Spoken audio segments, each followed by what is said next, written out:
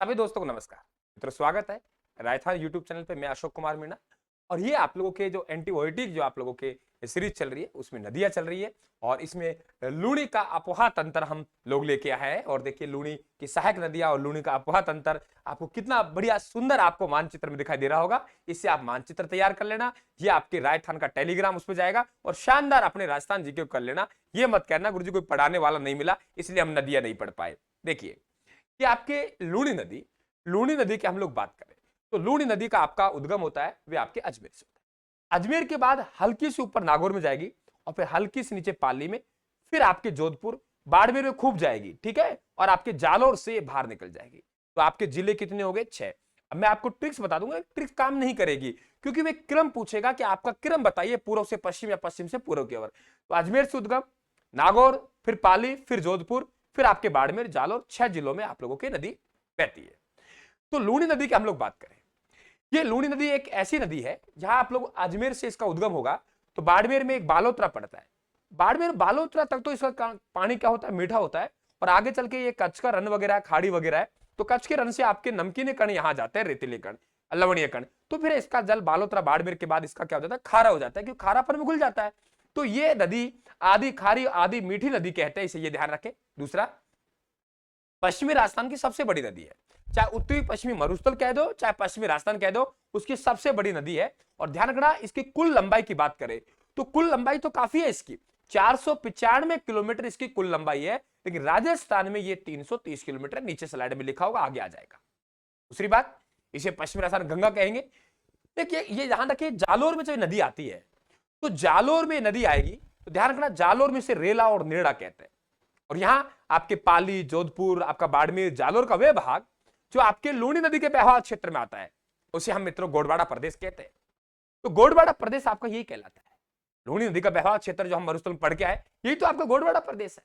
और फिर जालोर से बाहर निकलती है। जालोर से बाहर मैंने आपको जिला करवा रखा है कच्छ।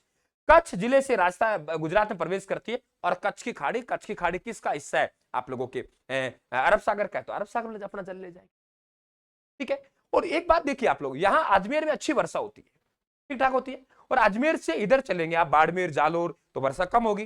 तो वेरी इंपॉर्टेंट सवाल साथियों कि आप लोग आपके अच्छी वर्षा से निम्न वर्षा की तरफ बहने वाली नदी कौन सी है? तो ध्यान रखेंगे यही है आप लोगों की।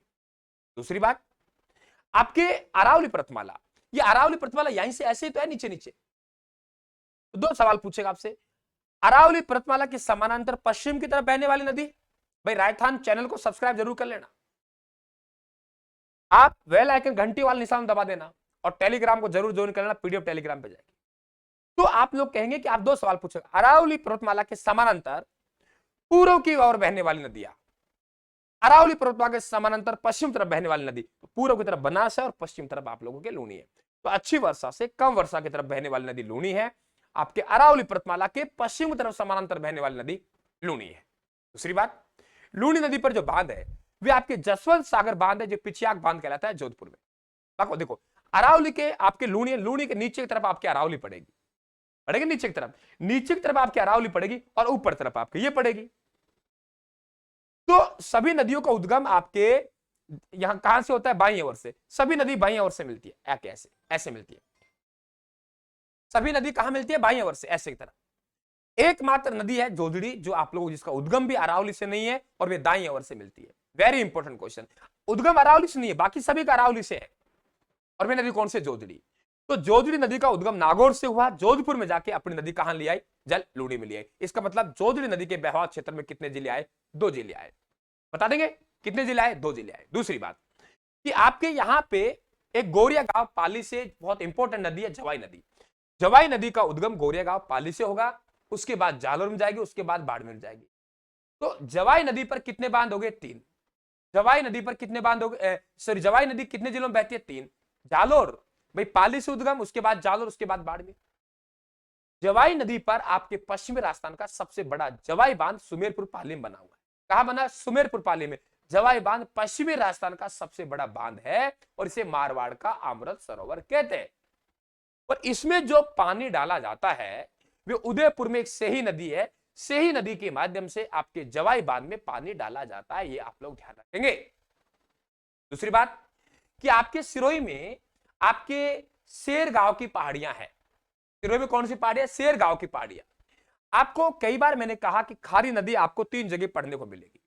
खारी नदी आपको बंगाल खाड़ी में पढ़ने को मिलेगी, खारी नदी आपको अरब सागर में पढ़ने को मिलेगी, खारी नदी आपको आंतरिक जल प्रवाह में पढ़ने मिलेगी। ये खारी 3 जगह मिलेगी आपको, 3 नदी अलग अलग नाम खारी है। यहां खारी है आपकी सिरोही में शेरपुरा गांव है।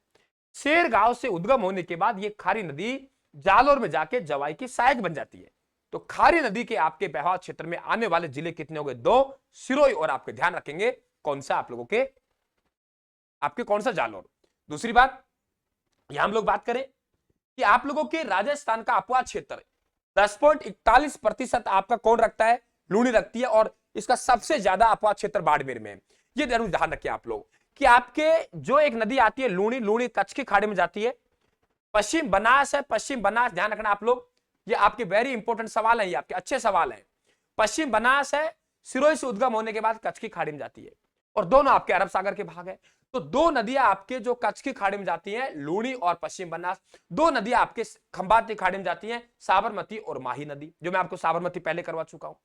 तो ये आपसे क्रम पूछेगा कि आपके दक्षिण से ऊपर तरफ, ऊपर से दक्षिण तरफ आपका क्रम बताइए। लूणी, बनास, साबरमती और माही, ये आपको लगातार याद रखना है। तो लूणी में इतना ही। आप सभी का बहुत बहुत धन्यवाद। थोड़ा थोड़ा करके सीख रहे हैं। क्लास को शेयर करना साथियों, लाइक करना, आपके सर का, अशोक मीणा का हौसला बढ़ाना। राम राम साहब, धन्यवाद।